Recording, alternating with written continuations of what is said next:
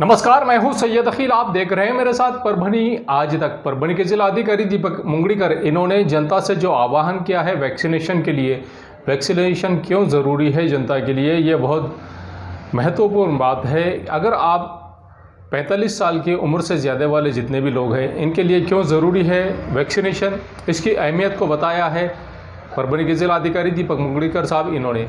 और उसी बारे में हमारे सीनियर पत्रकार आभा शिंदे, इन्होंने क्या कहा है और किस तरह से हमने ख्याल रखना चाहिए अपना।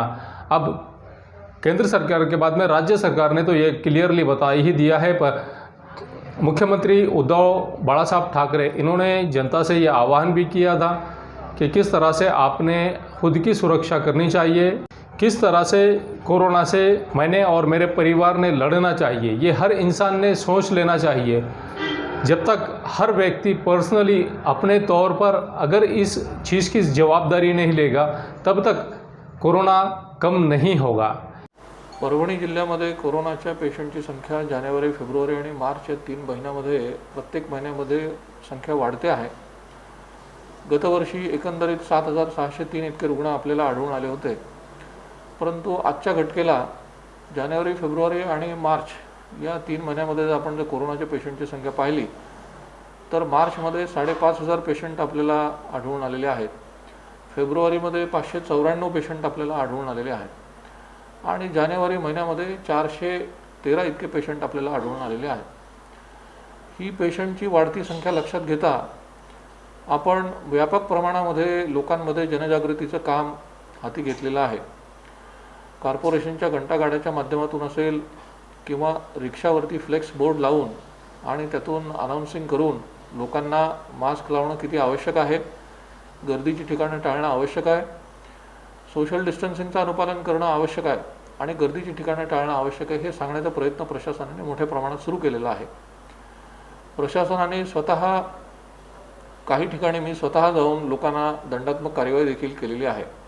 भरारी पथकं नियुक्त केलेली आहेत, पोलिसांमार्फत, महानगरपालिकेच्या पथकांमार्फत ही सगळी कारवाई चालू आहे। काही लोकांकडे आपण स्वतः जाऊन त्या लोकांना मास्कचं वाटप देखील केलेलं आहे, परंतु हे सगळं करत असताना असं लक्षात आलेलं आहे की पेशंटची संख्या आपली काही कमी होत नाही।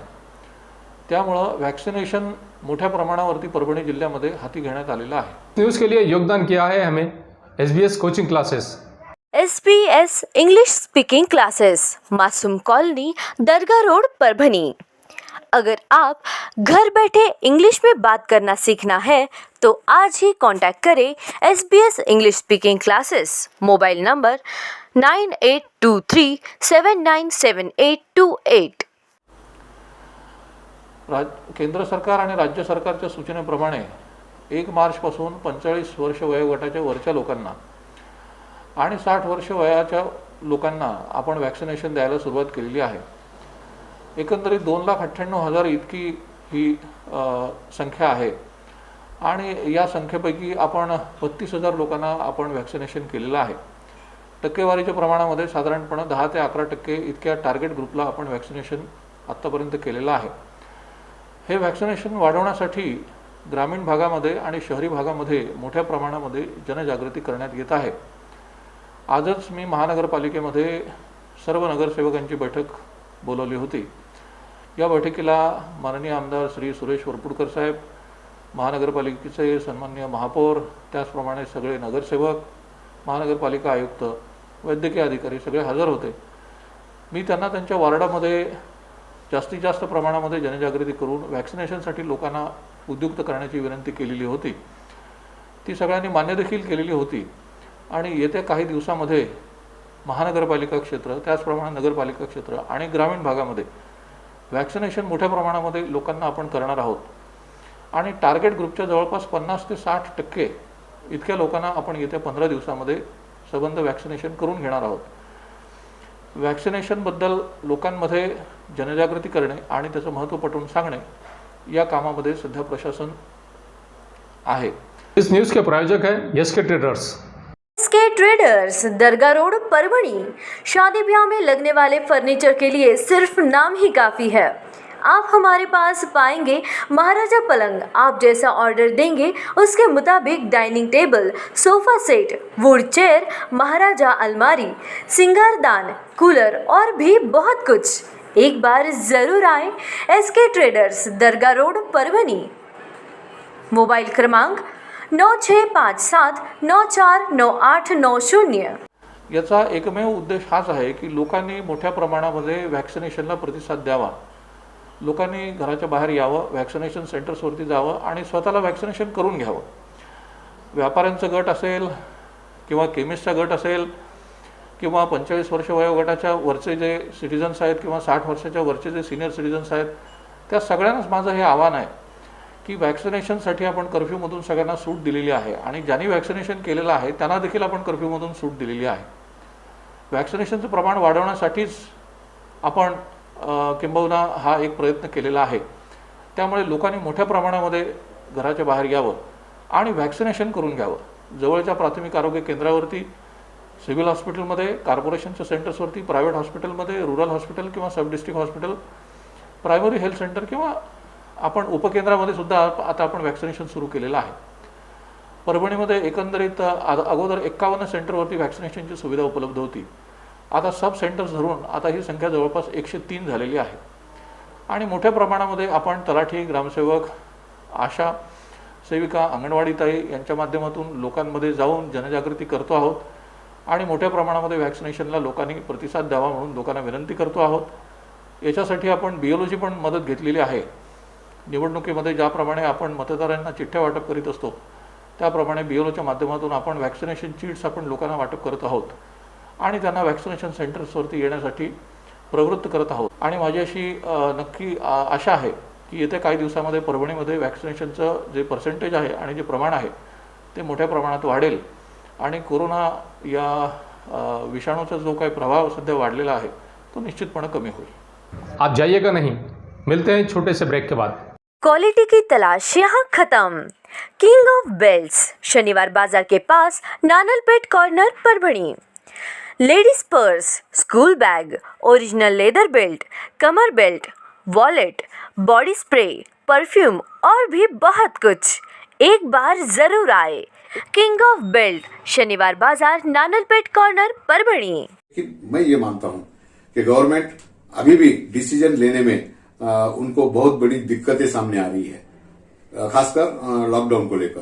तो दोस्तों, स्थिति क्या है? क्या लॉकडाउन लगना चाहिए? तो मैं ये कहूंगा कि अगर कोरोना की चेन ब्रेक करना है तो 100% लॉकडाउन लगाना ये एकमात्र उसके ऊपर सॉल्यूशन है। अब जो लोग लॉकडाउन का विरोध कर रहे हैं, अनशन कर रहे हैं, आंदोलन की बातें कर रहे हैं, उन लोगों को मैं थोड़ा सा जो है तो उनके बारे में भी मैं आगे बात करूंगा। लेकिन एक बात जो मैंने कही कि शासन या सरकार जो है, महाराष्ट्र शासन, लॉकडाउन को लेकर द्विधा मनस्थिति में क्यों है? 3 घटनाओं का मैं आपको रेफरेंस दूंगा। एक, जो नांदेड़ में वाकया हुआ वो दुर्घटना हुई और पुलिस कमिश्नर, पुलिस SP के IPS लेवल के अधिकारी पर जो है तो हमला हुआ।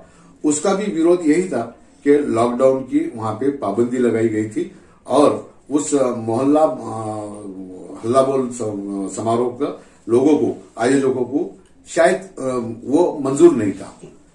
एक, दूसरी बात, बीड़ में जो विधायक है सुरेश धस, इन्होंने शासन के खिलाफ जो है तो लॉकडाउन को लेकर उन असहकार का उन्होंने स्टैंड लिया और उन्होंने कहा कि आपको क्या गुनाह दाखिल करना है कर सकते हो, लेकिन हम बाजार बंद नहीं रखेंगे।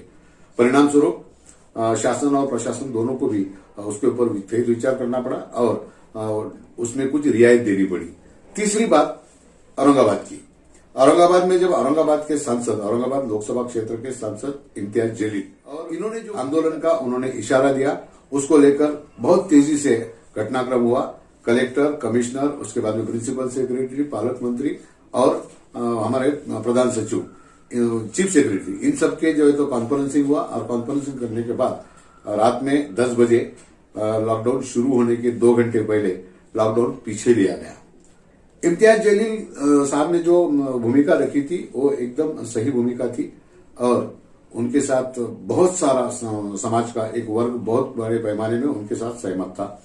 और यदि अगर 31 मार्च का इम्तियाज जलील का मोर्चा निकलता तो यकीन मानिए कम से कम 5 लाख से ऊपर उस मोर्चा में लोग शामिल होते थे। इससे क्या होता है कि जन सामान्य लोगों की भावना आपको समझ में आती है, भावना क्या है चल रही है लॉकडाउन को लेकर।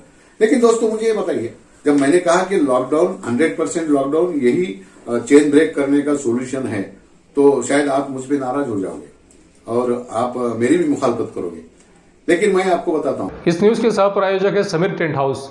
समीर टेंट हाउस, कुदरती कॉर्नर, कादराबाद प्लॉट, परभनी। हमारे पास तरह के प्रोग्राम के लिए सामान किराए पर मिलेगा। शादी, एंगेजमेंट, चिल्ला जैसे सभी प्रोग्राम के लिए संपर्क करें सैयद मुज्जमिल। मोबाइल क्रमांक 9766683126। सरकार के पास तो कोई पैसा नहीं है, यकीन मानिए दोस्तों। महाराष्ट्र सरकार अभी बहुत परेशानी में है और हम ये समझते हैं, हम एक वहम में जी रहे हैं कि सरकार हमको बचाएगी, सरकार हमारे बचाने के लिए बहुत सारी भरसक कोशिश करेगी। ऐसा नहीं होगा। सरकार किसी हद तक तुम्हारे बारे में सोचेगी। जैसा मुख्यमंत्री ने कल बताया कि 15 दिन तक ही इसी स्पीड से अगर पेशेंट निकलते रहे तो 15 दिन के बाद पूरे अस्पताल एग्जॉस्ट हो जाएंगे, किसी को वहां पे एडमिशन नहीं मिलेगा, पूरे फुल हो जाएंगे। ऐसी सूरत में आपको हमको स्वास्थ्य के बारे में कोई सुविधा मिलने वाली नहीं, हमें इलाज नहीं मिलेगा और फिर जो मरेंगे वो मरेंगे। एक बात ध्यान में रखिए दोस्तों, चाहे सरकार हो या विपक्ष, इनको किसी हद तक तो लोगों की जान माल की फिक्र है, लेकिन अगर हम बेफिक्र रहेंगे तो सरकार भी हमें अपने हाल पे छोड़ देगा। क्योंकि एक वास्तव हम सबको जानना चाहिए कि मरे हुए इंसान को वोटिंग का अधिकार नहीं होता है। जो बचेंगे उन्हीं में से इनको वोट लेने हैं और इन्हीं में से इनको चुन के आना है, इन्हीं में से सरकार बनाना है। इसलिए गवर्नमेंट अभी कर रहा है, कह रहे हैं, मुख्यमंत्री कह रहे कि मैं जो है तो कोरोना से हर एक को बचाऊंगा, जितने बचेंगे वो बचेंगे और बचने के बाद फिर यही लोग हमारे सामने आएंगे जब इलेक्शन आएंगे कि हमारी वजह से आप बच गए, आप हमें वापस सत्ता में बैठाने के लिए जो है तो आप हमको मदद कीजिए। दोस्तों, शोले पिक्चर में एक डायलॉग था कि गब्बर के कहर से आप सबको, रामगढ़ वासियों को सिर्फ एक ही शख्स बचा सकता है, इंसान बचा सकता है, वो है खुद गब्बर।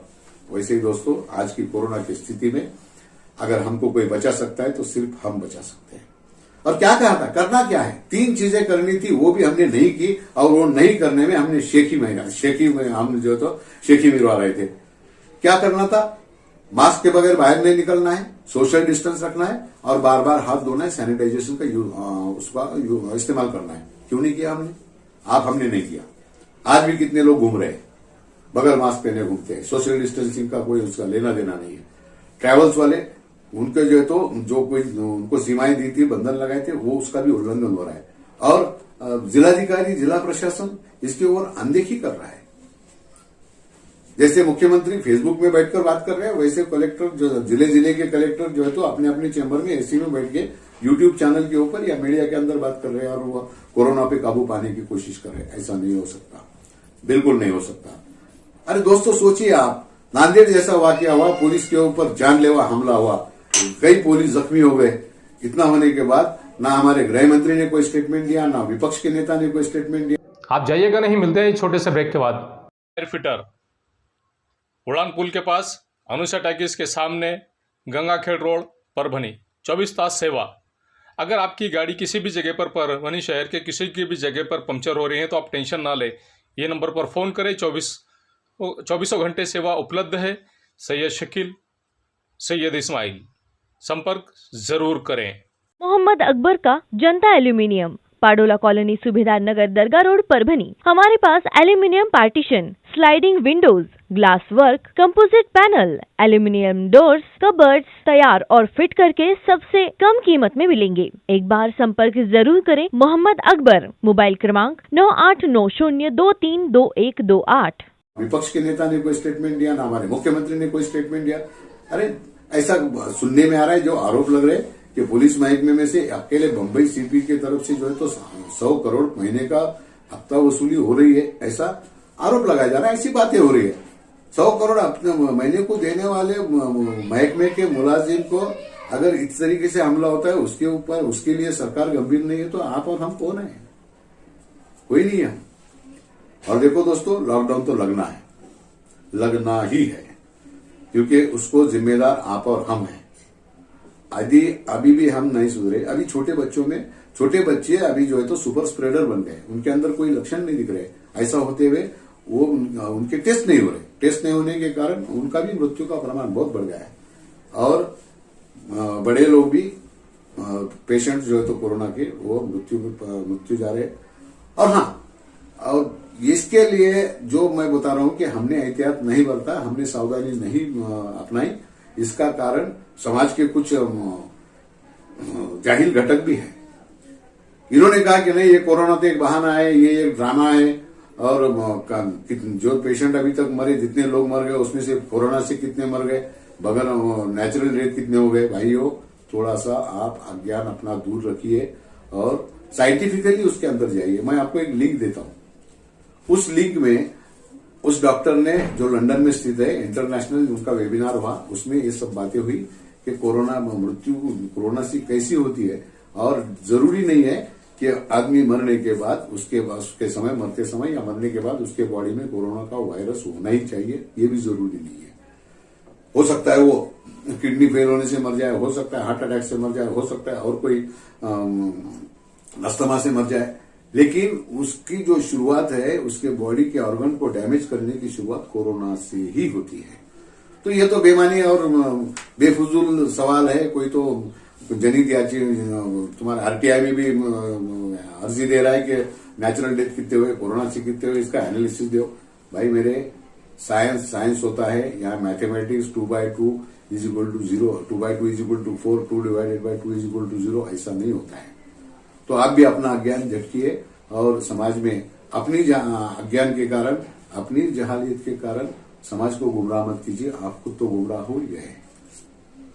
तो दोस्तों, फिर एक बार कहता हूं कि अगर लॉकडाउन से बचना है तो हमने ही अपनी हिफाजत लेना है। मुख्यमंत्री ने बताया 15 दिन के अंदर पूरे अस्पताल फुल हो जाएंगे, जिसको इलाज मिलेगा उसको मिलेगा, जिसको नहीं। आप देखते रहिए परभनी आज तक। मिलते हैं छोटे से ब्रेक के बाद। Samandar Khan Ansar Khan sales and service. हमारे यहाँ नए पुराने हैप्सी-4 की मोटर पाइपलाइन दुरुस्त किए जाते हैं, साथ ही खरीदी बिक्री भी किए जाते हैं। सुबेदार नगर, खुबा मस्जिद, परभनी। मोबाइल क्रमांक 9921448257। हमको बचना है तो हमको ये सावधानी बरतनी होगी। और व्यापारियों को भी मैं कहूंगा कि आप भी जो है तो पूरी सावधानी बरतिए। आपने सावधानी नहीं बरती, आपने तो जनता की, समाज की फिक्र नहीं की, समाज के साथ साथ अपने आप के और अपने फैमिली की भी आपने फिक्र नहीं की। तभी तो सेलू जैसे छोटे शहर में एक ही दिन में 285 कोरोना के पॉजिटिव पेशेंट निकले। कितना पैसा कमाओगे, काय के लिए कमाओगे? जिंदा रहोगे तो पैसा कमाएगा। और हमने जिंदा रहे तो हम लड़ेंगे, बचेंगे तो और भी लड़ेंगे, बचने के लिए भी लड़ेंगे। और उसलिए कुछ नहीं, 3 काम करना है। बिना वजह बाहर नहीं निकलना है, बाहर बगैर मास्क नहीं निकलना है, और भीड़ में जाना नहीं है, हमने भीड़ करनी नहीं है, और बार बार सैनिटाइजर से हाथ धोना है, तो ही हम बच पाएंगे। नहीं तो लॉकडाउन तो लगेगा। अगर लॉकडाउन लगेगा तो भूखमरी से मरोगे, नहीं लगेगा, सावधानी नहीं बरतोगे तो कोरोना से मरोगे। धन्यवाद। इस न्यूज के लिए सपोर्ट किया हमें मिर्जा मेस ने। मिर्जा मेस, सुबेदार नगर, डिपो के पास, परभणी। अगर आप परभणी शहर में रहते हैं और घर के खाने का लुत्फ लेना है तो संपर्क जरूर करें मिर्जा मेस, सुबेदार नगर, डिपो के पास, परभणी। घर पहुंच सेवा खाने के टिफिन के लिए जरूर संपर्क करें। मोबाइल क्रमांक 8830266947। अगर आपके पास, आपके पड़ोस में किसी को मूलव्याध है, बगंदर है, नासूर है, तो आप फिक्र ना करें, डॉक्टर राव से कांटेक्ट करें। ये उनका पता है, साई क्लिनिक व nursing home, Gawane Chowk, Parbhani. Doctor Rao को 40 साल का तजुर्बा है, Gawane Chowk, Parbhani. Mobile number 9890090925। Second number 9420621924।